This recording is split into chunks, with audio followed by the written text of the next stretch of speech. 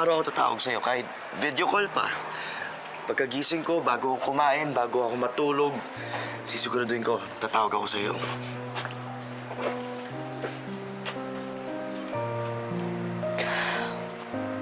Pait naman ang ngiti ng mahal ko. Huwag ka nang umiyak.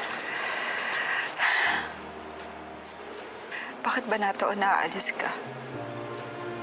Kung kailan nagkaroon ng sakit si Daddy, wala na tuloy akong mahingahan ng problema ko. Ha? Be positive, ha? Kagaling ang daddy mo. Hindi ko mo na ibabiopsy, ibig sabihin may cancer na agad yan. Kagaling pa yan. Alam ko, pero iba yung pakiramdam ko.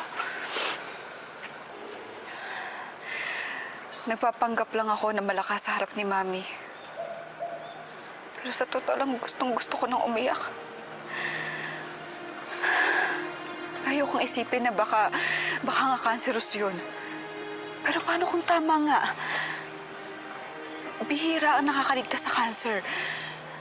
Ayokong mawala si Daddy. Ayokong iwan niya kami. Hal, gagaling nga ang daddy mo. Di mo ba narinig sinabi ko? He'll be okay. Wala pa naman yung resulta ng biopsy eh. Kaya huwag mo munang isipin na cancer ang sakit ni Sir Renato. Sana nga, Gerald. Sana nga. Kasi baka pareho na kami ni Mami manghina.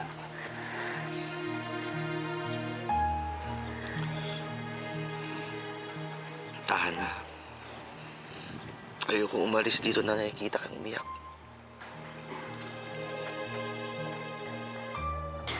Mag-iingat ka.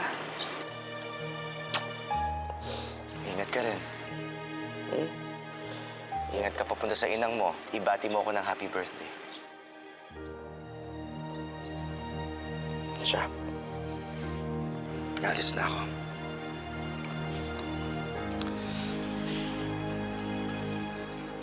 I love you. I love you too.